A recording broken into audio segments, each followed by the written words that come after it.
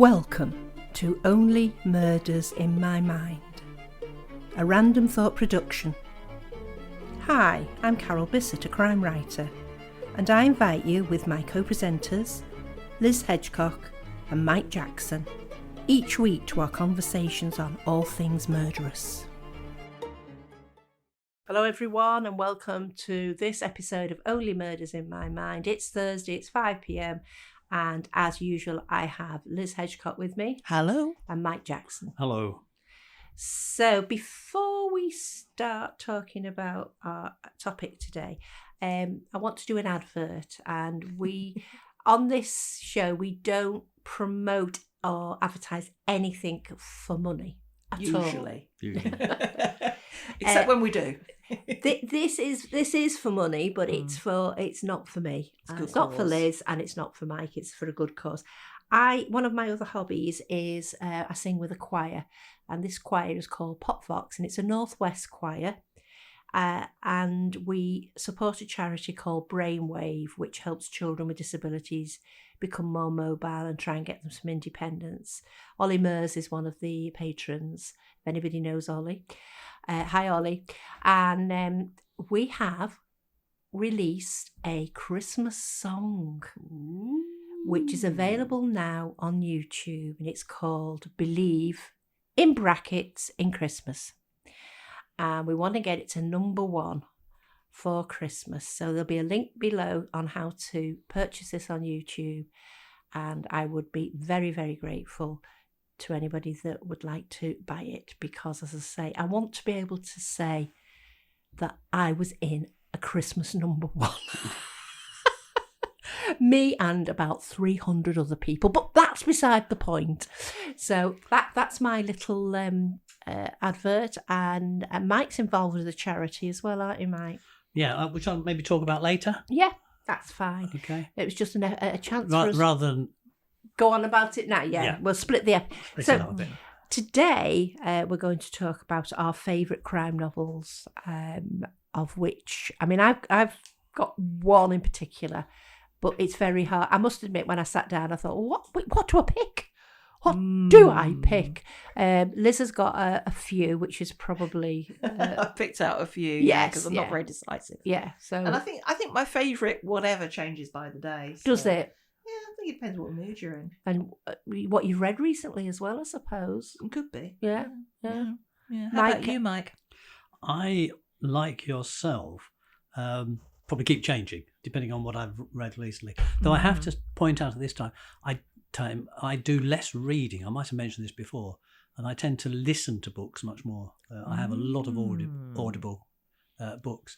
Because that brings in an extra factor, really, doesn't it? It You have does. the narrator. Yes, and you have to like the narrator, as well as... So some of my favourite novels, I've actually never read the book, but I have listened to the book. Mike, you got me onto audio as well, because if I go for a walk or I'm travelling, I can't read a book when I'm travelling, because it makes me feel travel sick. So I have got through quite a lot of audio books, but it was Mike talking about them that made me try them.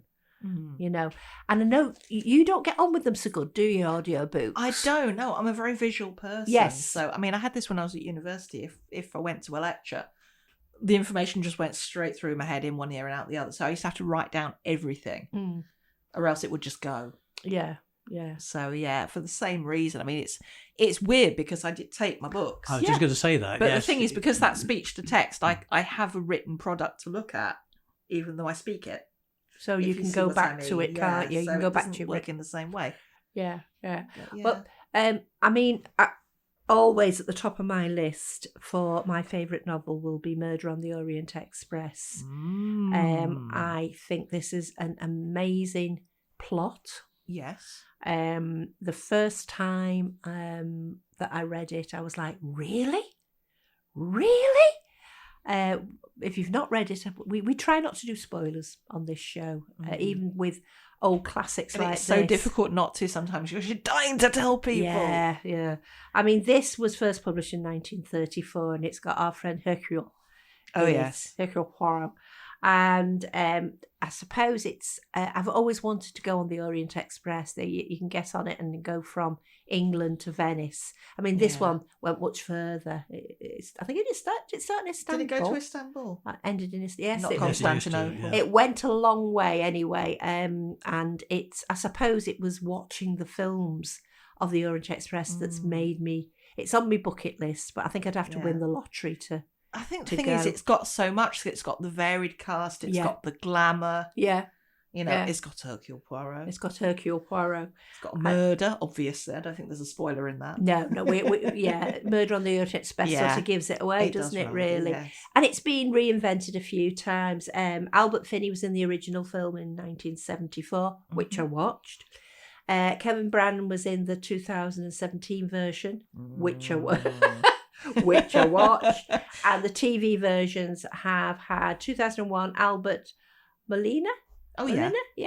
And my particular favourite, 2010 David Suchet, because he is my favourite Poirot. Yeah. So that is always going to be on my top of, When did you read it?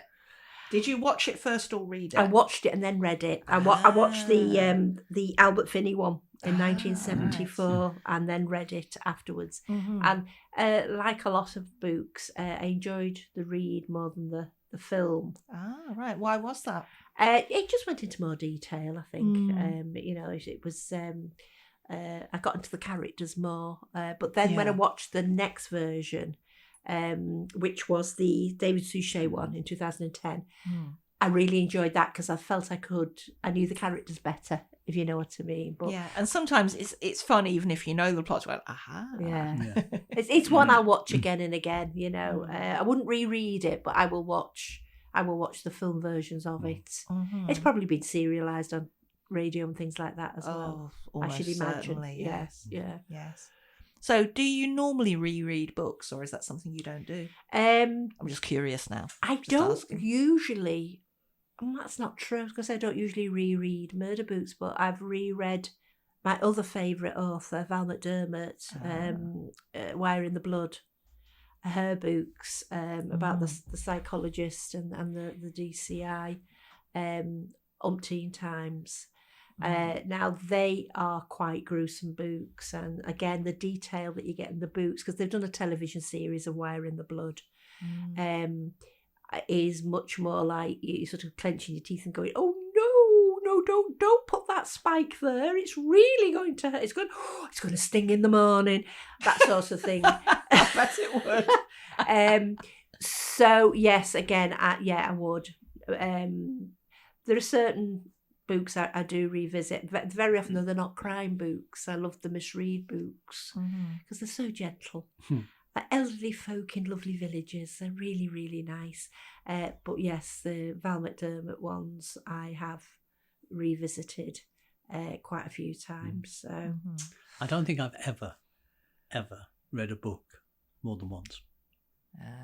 Never reread. I'm a bit of a serial rereader. Oh, right. Yeah. No, I don't. Because once I know what's happened, I don't. And what I am also guilty of. Well, I suppose they are called novels, meaning new. Yes. So, yeah. What I am guilty of, and my wife will often tell me off of this, that if sometimes, not often, but sometimes, if I'm keen to know who did it, I'll turn to the back of the book. No. The last few pages when I'm only halfway through it. Yeah. Oh my life. That just could have ruined my being on this podcast and Carol and Liz ever talking to me again. Oh my gosh. That's impatience, I suppose you might call that. Yeah. I know people that do that. I do know people that You know do somebody that. else now? Yeah, I do. Two See, I find that more worrying than your tendency to murder your wife. Oh, mate. right. On occasions, that's fine, but this, you're a monster, Mike Jackson. I also like the Strike books. I've reread them quite a few times, and I've got a couple of them on audio, and I've listened to the Ink Black Heart, which I think is the next one to come out on as a series on the television. It is, yeah. So I think lots of people are wondering how that's going to be handled. Yes, because when I read it and then listened to it, there's an awful lot of shortened jargon that you see on messaging sites, and sometimes it was like, I really don't understand. This is like French, and I don't understand any French. To me, it's a whole completely different language. So I do wonder how they're going to adapt it. You'll have to watch it and find out. I will. Go on. What's your favourite then, Liz? Talk about one of yours. Like I said, I've picked out 4, and it took some doing. So up there, I would put, and the thing is, I like loads of crime books. I feel bad for the ones I haven't picked now. The Murder of Roger Ackroyd. Oh, yes. Which is absolute class. And then there were none. Oh, that's a good one as well. It's so very, like, you know what's going to happen, but you got to be there for it. I also picked Brat Farah by Josephine Tay. Oh, right. Yeah, which is like a bit of an unusual one. And I think part of why I've chosen that one was because I first read it as a teenager. And of all places, it was in the school library. Oh, right. And I remember reading it thinking, which teacher bought this book for the school library? Because it just seemed like such a very strange read, because there's some interesting themes in that book. Right. And it kind of shocked me.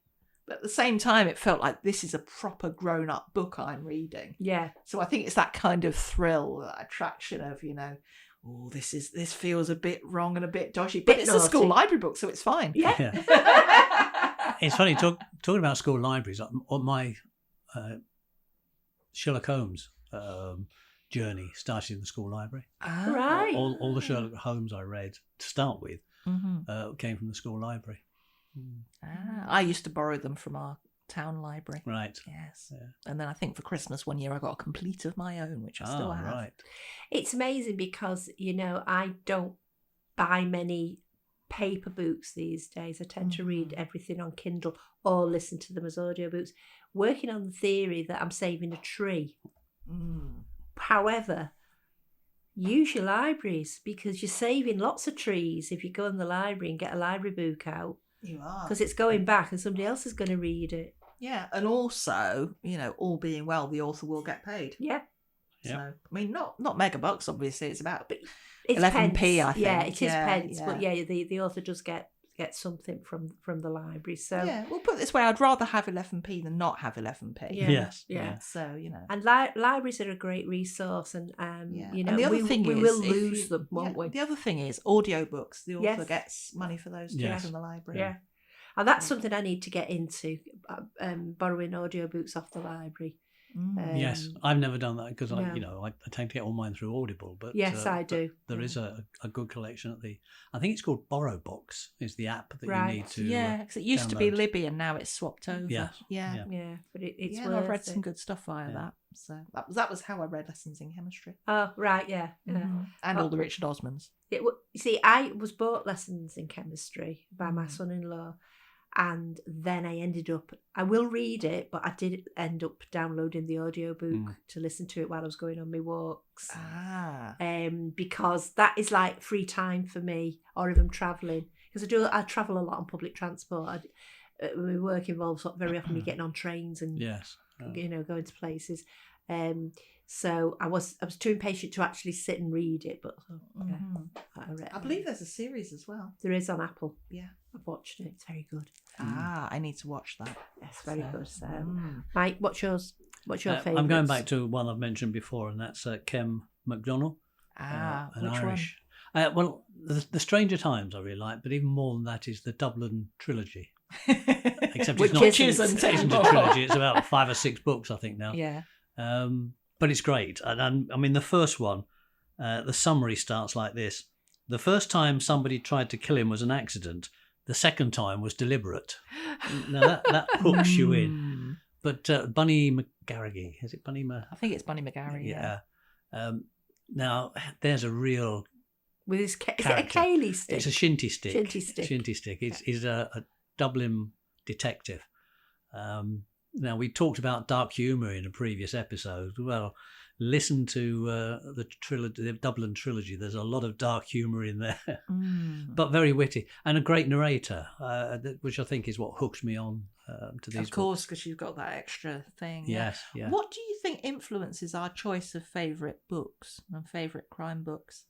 I think they've got to hook you in early on. certainly Yes. with me, because I'm impatient. If they don't hook me in, I'll look on the last page to see what happened. And Yeah, this- I tend to give a book 50 pages, and if Yes. I'm not Yeah. feeling it by then, it's just like, Not going to happen. off it goes, and then, which can be inconvenient. and I think in my case, the narrator of the book Mm. needs to appeal to me, and that's what certainly happens with the Ken MacDonald books. I don't know really. I think once I'm hooked into a book, then I'll want to read the next one straight away, or listen to the next one straight away. My wife always complains about this. She's an avid reader, and if she reads, say, a detective novel, then the next book she reads, she likes it to be something completely different. Whereas if I listen to or read a particular book and it's a series, I've immediately got to read the next one and the next one and the next one, and I don't move on to another book until I finish the series. Right. No, I tend to sort of like to mix it up. Yes, yeah, Sort of like a palate cleanser kind of. yeah, Yeah. But no, it's interesting. I was looking at. I did some research for this one, and I found an article about writers and crime writers and their favourite books or what they would pick. So Ian Rankin, what do you think Ian Rankin would pick as a favourite book?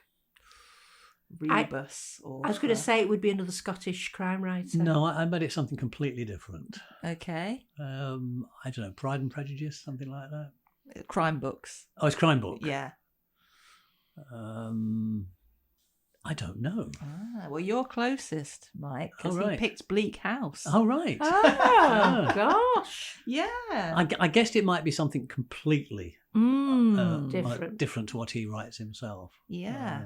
Yeah. And Mick Herron, what do you think Mick Herron would pick? Now, what has Mick Herron written? Oh, it's the Slow Horses. Slow Horses. Yeah. Man, So what do isn't you he? think the author of Slow Horses Well, James would Bond. pick? No, it'll be nothing to do with MI6 and spies and things. Okay, so what's your guess? Again, crime. Sherlock Holmes, Agatha Christie. He picked Gorky Park. Oh, right. So it was Spies. It was spies. Yeah, the Arkady Renko series, I think it is. So the KGB and all of that. Oh, right, Yeah. right. So a couple of people picked Gorky Park, actually, and they talked about the characterization. And when I remember reading it, and I must admit, towards the end, I was thinking this plot is jumping the shark, something incredible here. But the characterization was amazing, and there were so many characters all throughout the book, and Smith could just, he just summed them up with a couple of things, and you just think, yeah, I can just see that guy now. And it could be anything. It could be the way they held their neck. It could be what they're wearing. It could be how they stood. Any of those things. You could just see those people, and it was fantastic. So At the moment, I'm listening to, and this is not the style I would normally listen to, Richard Osman's. Yeah. Thursday Mystery. Is it Thursday Mystery? Thursday Murder Club. Murder Murder Club. Club, yeah. Yes. I've read them, I've not listened to Yeah. them. And one of the things I'm finding fascinating is that the reading is nice and gentle. Yeah. So it helps send me to sleep at night, but in a nice way. But I'm also intrigued as to how it's written. I'm enjoying the style. I mean, not necessarily I say enjoying the style. I'm intrigued by the style of the way he's writing it. It's sort of... What do you think of the present tense choice? Well, I think that might be one of the things that appeals to me, and that sort of narration that's happening by different people. You're getting their side of the story. Yeah. And it's there's also that sort of little bit of humour that's thrown in there, Yeah. and it's lots and lots. I find it sort of quite short chapters, sometimes quite short sentences. Yeah. It's almost as though somebody is talking to you. I think it's a different style of writing, and I suppose part of it I think appeals to me because in some ways it's my style of writing. It's not quite lots of short stories, but it does short, and short stories is what very what I short do. chapters. Very short Yeah. chapters, Yeah. and that appeals to me. Yeah. I could almost see a novella coming out of it. Hey, maybe not. Maybe Well, not. you were talking about something set in a retirement home. Yes, weren't I you? was. Yeah, so Yes. I think he stole it off you. I Yeah. think he did. Yeah. Yes, I think you need to write a stern letter. good mind to sue him. Probably. Yeah. But yeah, But I am also. I mean, the Ken MacDonald's Stranger Times is another favourite of mine. Again, because I enjoy his style, but also it's got this sci-fi, this sort of paranormal aspect to it, which I enjoy. I mean, Ben Aranovich with his Rivers of London. Yeah. Rivers of London. Yeah. Again, sort of all sorts of weird and wonderful creatures in that.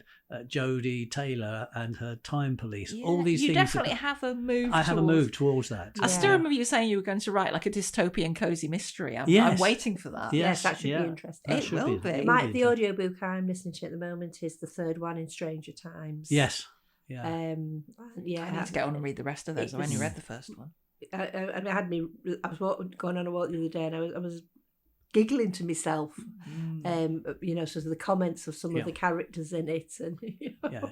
I mean, it's all unbelievable. Oh yeah, but it's the way suspend disbelief. It's the way you tell them. A famous comedian once said. But I think it's that kind of, you have the sort of the joint main character, I suppose, and she's like, what the heck is going on here? And you sort of believe it because she's coming to accept that actually this appears to be real. Yeah. And in some ways, Bainbridge is a bit like Jackson Lamb. Oh, yeah. He's a really unpleasant, obnoxious character. But beneath all that, there's a backstory that you sort of slowly start to find bits about, which I'm finding out now. And also he really looks after the young girl in the story whose name I've forgotten, who has a mysterious past. She's got some sort of magical power. She's got power, hasn't she? And even though he sort of looks as though he's not interested in anybody, he will protect all his staff. Yeah. He can be rude to them, but nobody else. It's like Jackson Lamb and his Joes, isn't it? Yeah, he very will much always Jackson stick up for his Joes. Yeah. So it's I really, and the Rivers of London, I've read a couple of those books. I think actually I might get them on audio. I've listened to them on audio. Because you can probably find those on audio. Right? Yes, they can. They're all there. Would show up. Probably get more out of them with the audio. But Ian Rankin, and so he likes Bleak House. Bleak House, Yeah. right? But it was interesting because I looked at a couple of lists, and there was one list where basically it felt as if they were determined to pick crime novels that weren't by people you would think of as crime writers. Right. And that just felt a bit odd in a sort of I'm going to pick a crime novel by someone who isn't really a crime writer. In a sort of, I'm not going to pick genre fiction. I'm going to write, I'm going to pick something literary that happens to be a crime novel, which I thought was cheating a bit. It is. It's like, I'll do something people aren't expecting me to do type of. So you've got a few favourites, haven't you? Yeah, I think I've said about 3. Yeah. The fourth one I picked was Apple Tree Yard. Oh, yes. And I think one of the reasons I picked that was because I actually saw the author, Louise Doughty, at Northern Lights, and she read the prologue, and we were all just absolutely sat there riveted, And again, I think it had that same kind of hint of, danger and of things not being quite right and of being subversive that Brat Farah has. I think that partly sold it. And I've read it again. It's absolutely, it stands a rereading, even though you know what's going to happen, because it's that kind of inexorable march of things going on. You're thinking, oh gosh, it's going to happen, and I don't want it to, but it's going to happen. But yeah, I thought the reasons why people choose the books they choose were dead interesting, because quite often with authors choosing crime novels, it was, because it did this and I'd never seen it before, or it helped me to understand how this works, or it felt as if they were kind of, picking it because it had helped them in their craft. Yeah, it's almost or opened their eyes to something. Yeah, I definitely find that with the Val McDermott books, Wire in the Blood. Obviously not as dark and gory as Val writes, but that's where I've got my inspiration from her books.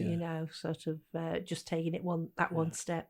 Another author I thoroughly enjoy, and I've not actually listened to any of this author's books, but I've read most of them, is Lee Child. Yes. I find those very, very. What do you like about them?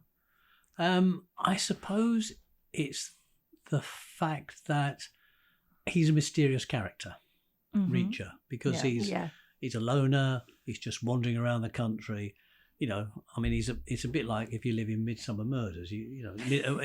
What's it called? The place where Midsummer Murder happens. Oh, it's different places every week. It's just midsummer, isn't it? If you live in that area, then you're likely to get killed. It's a bit like if you follow Reacher on his travel around, he's going to bump into somebody who's trying to kill somebody else. But I think it's the uniqueness of the character, which I think he developed very well. He's a bit of a loner. He's always going to win, but there's going to be some gritty stuff going on at the same time before you get there. I suppose the thing is, if you can guess kind of what the destination of the journey is going to be, he's going to win. Yes. But you have no idea how that's going to happen. That's right. That's kind of cool. Have you read any of the newer ones that are it's him Lee and Andrew Child? Yes, I think it's his son. Or is it his brother? Sure, might be brother. Might be brother. Yes, I did read. I think I read one. Yeah. What did you think of it compared to? I don't know if I was slightly put off because I knew he'd written in collaboration with somebody, or whether it's got to the stage where the stories are beginning to all sort of seem alike. I don't know.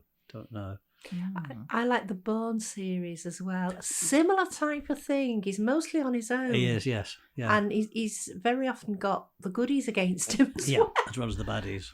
So I found those films interesting. I'd watch them again. Ian Rankin's another one, isn't he? With John Rebus. Rebus is a loner. So there's obviously some sort of pattern coming out for me. Yeah. I like loners. Yeah. I mean, again, Rebus, he's got friends on the wrong side of the track. Yes.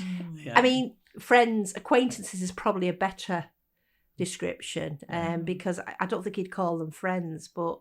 And he's he's got a backstory that you get bits of. Yeah. Every now and again as you go through different books. Yeah. Which I think is the clever part, because you wouldn't want all the backstory, otherwise he loses his intrigue. Yeah. If you've got it all in one go, there's nothing sort of, it all. I often wonder, because I mean, those books have been written for a long time now, the Rebus books. I mean, he's been writing.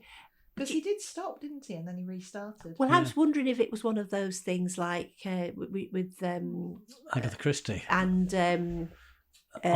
Sherlock. The Sherlock Holmes books, whether it's a financial sort of, the publishing companies came to him and said, we'll give you this much money if you carry on writing them. Because he's retired in the latest ones, isn't he? Yes, but still... trying to fight crime. Still trying to fight crime. Yeah. Because there was always this thing where... the police investigative side, people were trying to find that whether he'd been a bad boy, I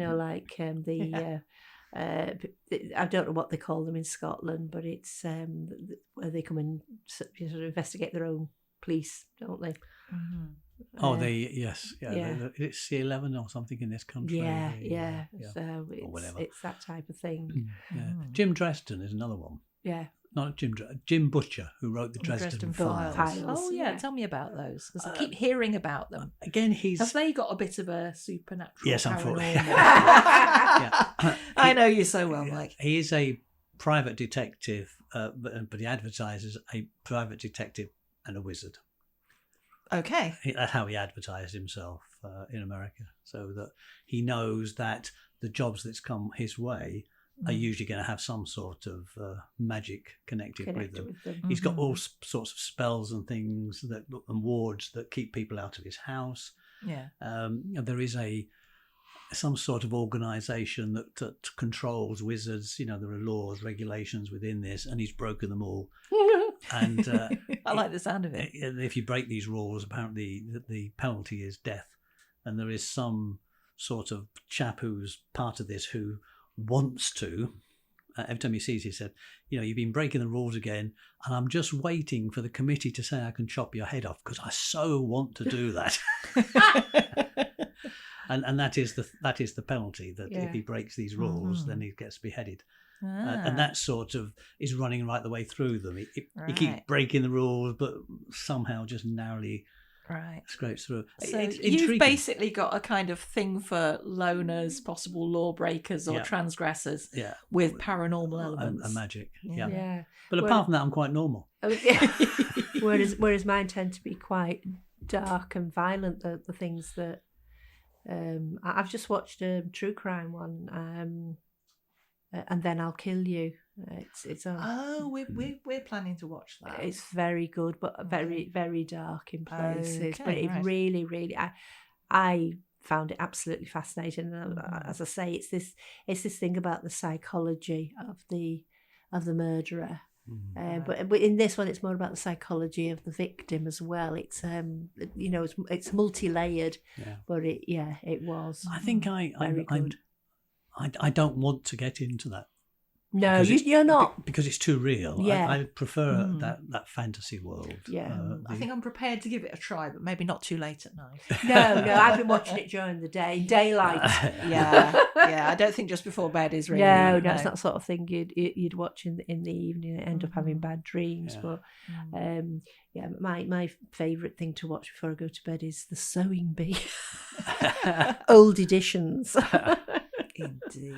That's sort of relaxing and sends you to sleep. Going back to advertising. Yes. Which yes. I'd almost forgotten. It seems a long time ago. Carol mentioned this. I've got a friend of mine. He and I both create. We've written he's written poems. We've written some stories. We also create teaching resources, all under the umbrella of something called Good Ideas. And that's spelled GOODEYE, and ideas, DEERS, Good Ideas. You won't believe it took the pair of us, years ago, 4 coffees and a full morning to come up with that name. But we sell these resources, and all the money that comes from these resources, the same with all the money that comes from the sale of any of my books, goes to a Northwest charity called Mediquip for Kids. And they basically buy equipment for hospitals that hospitals can't always necessarily afford. And this equipment is invariably linked to treatment for children. So it's Mediquip for Kids if you want to look those up. And Good Ideas, you'll find us on TES, TPT, which is Teachers Pay Teachers, and some of my books on Amazon. Can we put a link at the bottom of this episode about that as well? Yeah. So as I say, it's not we don't normally ask you for anything. Apart from reviews. Oh yeah. Subscribe. Yeah. Make comments. Yeah. No. Let me rephrase that. We don't normally ask you for money. No, make pleasant comments or positive comments or nice comments. Yeah. But yes, I just thought. While, I'm actually singing on this song and Mike and his colleague do a lot of good work for their charity, we would mention it. So, yep. So thank you everybody for listening, and we'll see you at the same time next week in the next episode of Only Murders in My Mind. Bye for now. You have been listening to Only Murders in My Mind, a Random Thought production. Produced by John Bissett. The music in Peril was composed and recorded by OM Studio Strings.